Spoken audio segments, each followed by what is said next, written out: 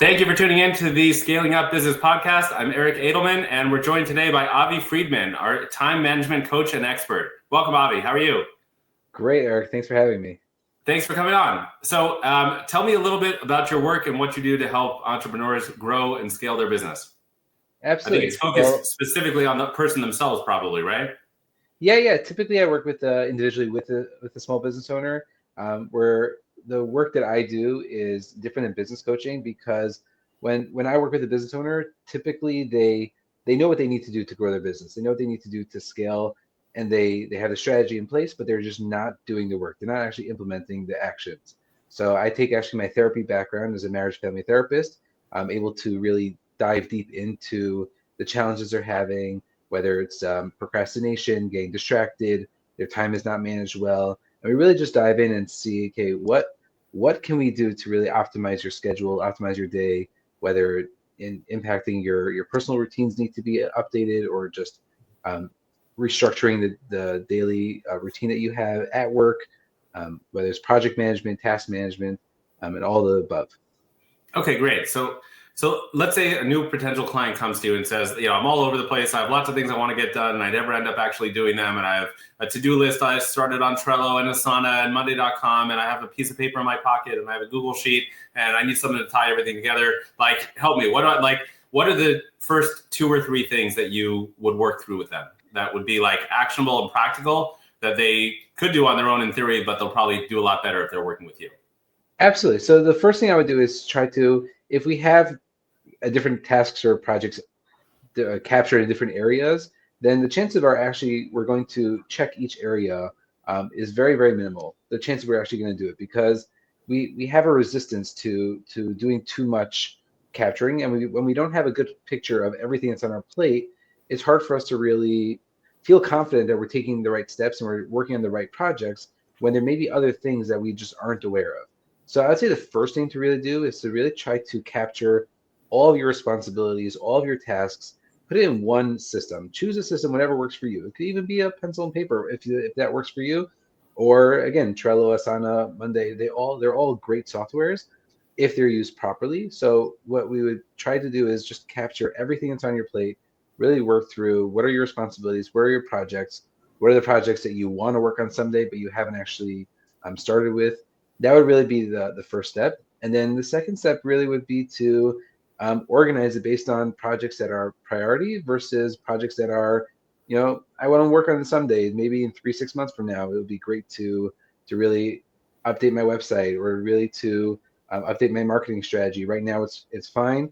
So trying to separate the amount of projects we're working on at a certain point and not take on too much when we can't give our full attention. We don't have the capacity to really work on all those things at the same time.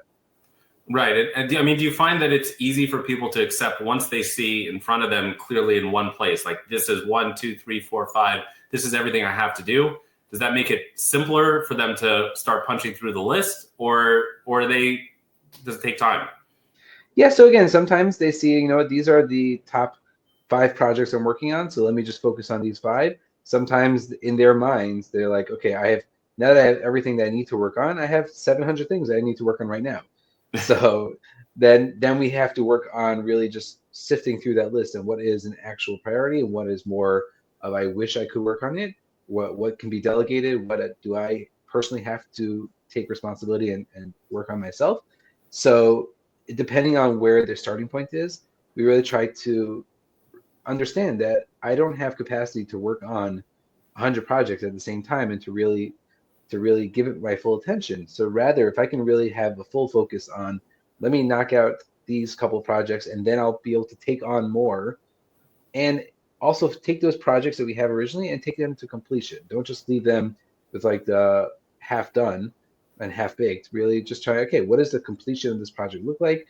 What does it look like to me when I'm done enough or I actually reach this end point, and then I can work on something else and feel confident that I'm not just going to have 100 half-done projects.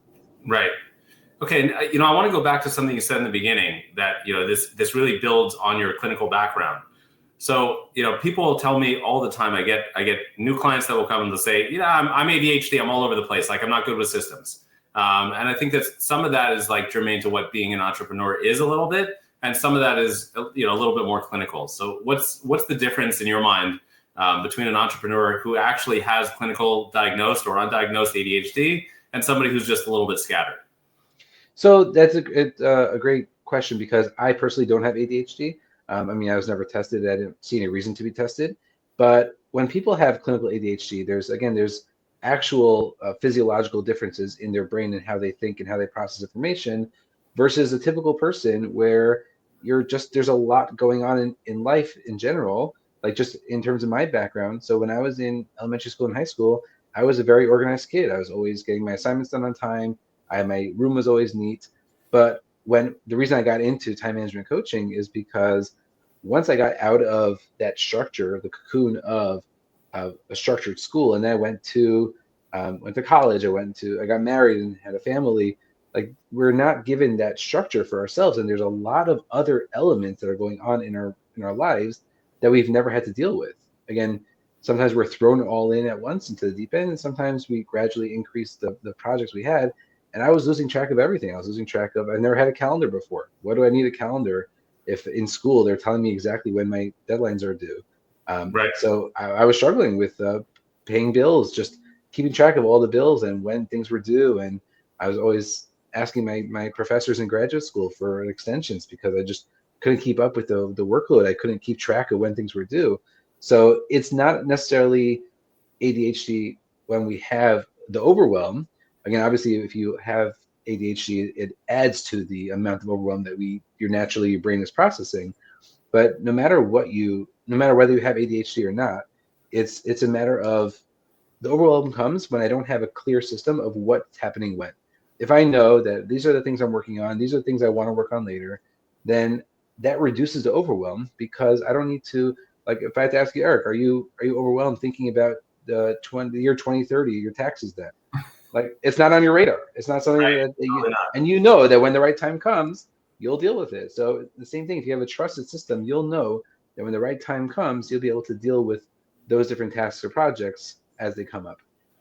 So, maybe that's part of the answer, that, for if somebody is in a job, they're working a quote unquote 9 to 5, they're a W-2 employee, they have things that are expected from them. They have deadlines that are put on them by their superior, like by their boss. Their boss comes over and gives them work, tells them in theory when they want it back, right?